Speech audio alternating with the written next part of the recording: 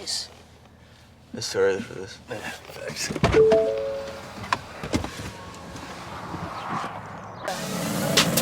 I lay complex on down that check. No jit is wet. Tell 'em run it on. No sleep, no rest. Might crash, might wreck. But first I stretch. Tell 'em run it on.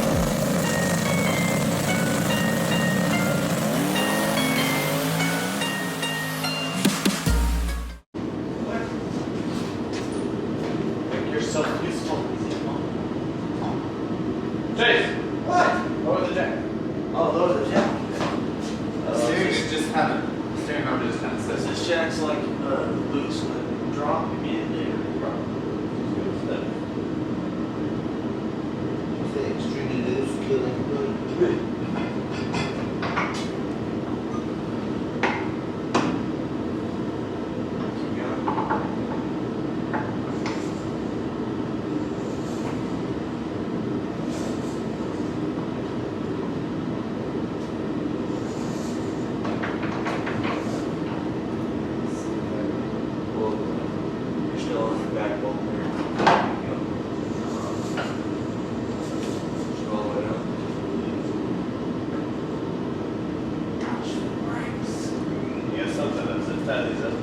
Yeah, I'm sure it's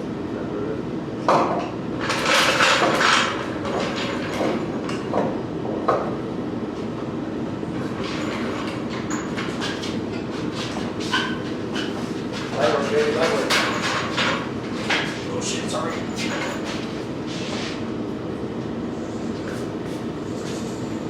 It's naked.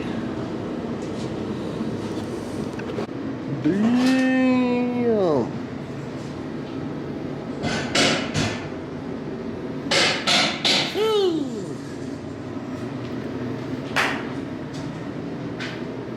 These fucking bolts in there so good, dude. Huh? Do you have to like punch them in there? Which one? Oh yeah. I doubt they're coming out. And we just set this one back in there and get it painted on top.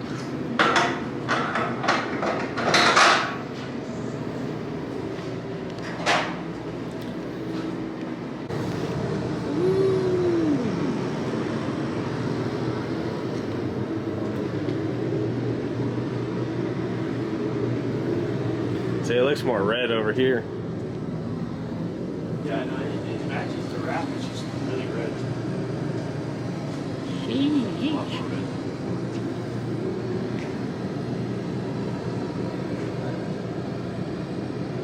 Damn, Daniel. Emotional damage. All right, guys, so we are back working on the Supra. Actually, we would have had the Supra done if we stuck to the plan that we originally had for this car, but the owner wants to go faster. So my boy Jay over here, if you didn't know, he builds Supra in his free time. No, sir. He can build 2 JZs, no shit! No, sir. But anyways, this was a non-VVTi car, and I guess a common upgrade for these is doing VVTi, so you gotta swap the heads. You have to at least switch the intake cam, but he got all new cams. This one already had upgraded springs, I believe. The heads are poured and polished, and then it's got better cams in it. So the reason why they do this is kind of like having a Coyote with the variable valve timing. So it helps increase spool, helps with like a little bit power down low and the lower RPM. So the reason why this happened was his valve covers were leaking really bad. And so we're just gonna fix that where the catch can was leaking, but it was actually leaking really bad from the valve covers.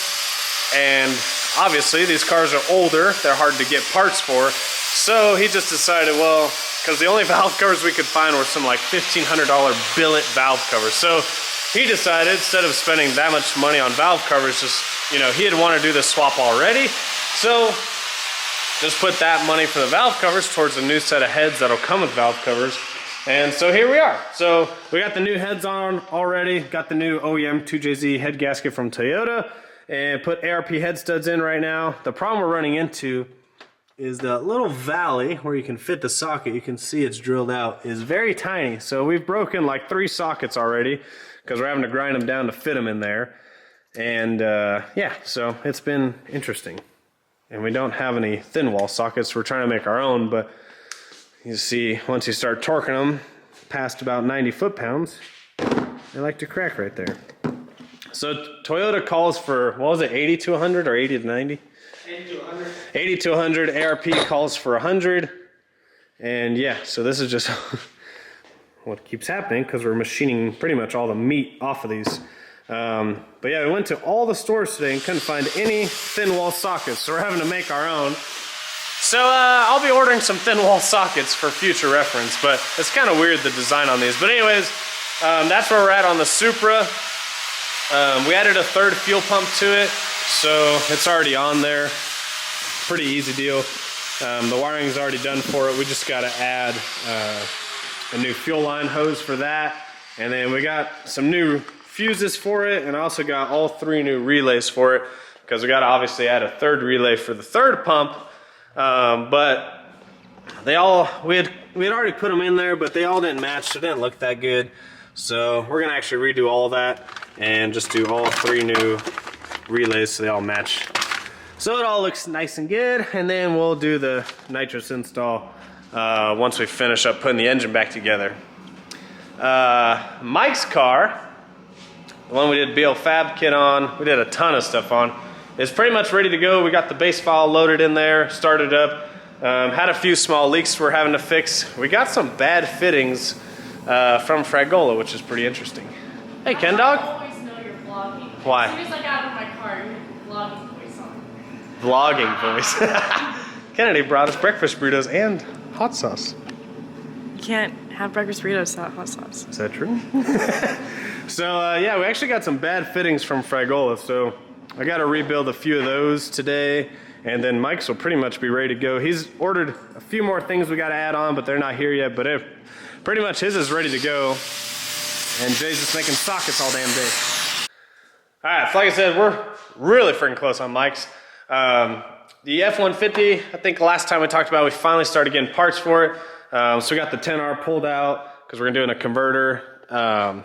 Started around all the new vacuum lines. We're doing all push to lock. And then he ended up just sending us a boost leash. So we're gonna actually wire up a boost leash. We were working on doing the 10R stager and the watt box in there. And we got that all mounted nice in there. Looks pretty good. So this goes under the little center console seat. But then he added the boost leash after we started all that. So started adding all that stuff. And you can see this is the diagram Marvin's got going on. I told him to do it this way because this is how I did it, because a lot of the wires from like the stager, the boost leash, the watt box kind of go together, especially for like trans brake enabling. So it's smart to kind of just map everything out so you know where it's all going.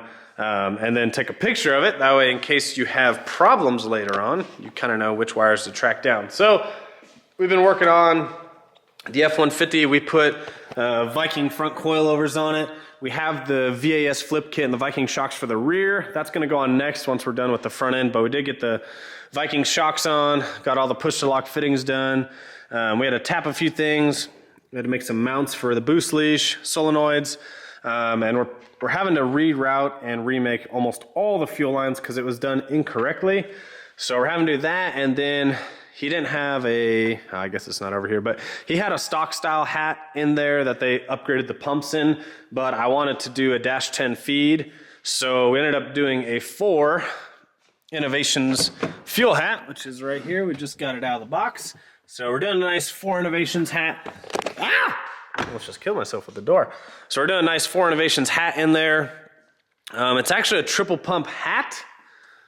But it only has 2 pumps in there. So that way, if he wants to upgrade to a triple pump, he can literally just slap it in there. But right now, he just needs 2 pumps for the power that he's making. But that way, further on down the road, if he wants to add more power, he can. So yeah, that's pretty much where we're at with the upgrades going on in the shop. The 2J, we're making really good progress on. Like I said, we were just waiting for these heads to come in since we changed directions of the build for the Supra. Like I said, the Supra is supposed to come in and be super basic, just add the fuel pump, do a nitrous install, and kind of fix some of the boost leaks and the oil leaks. But then when we dove into it, we found out the oil leaks were from the valve covers. And then, like I said, the only valve covers we could get were like $1,500 billet ones for his specific head. So he, like I said, he had already talked about doing the VVTi heads. So he just ended up going that route this time. So Like I said, we already got the heads on. We're making pretty good progress. The engine should be put back together today, but we're sending the turbo off to get polished and Cerakoted, so we won't put it completely back together, but it'll be really close. The Hellcat, on the other hand, man, it is so damn close. This has been a long project, but everything is plugged back in, ready to go. We actually powered it up for the first time yesterday so that I could get the base file off it because it is getting, or it has, upper lower E85 fuel system. So we're having ZH Tunes do the actual tune on it, but yeah, we actually got power in it yesterday, so it's pretty awesome. Look at that thing powering up.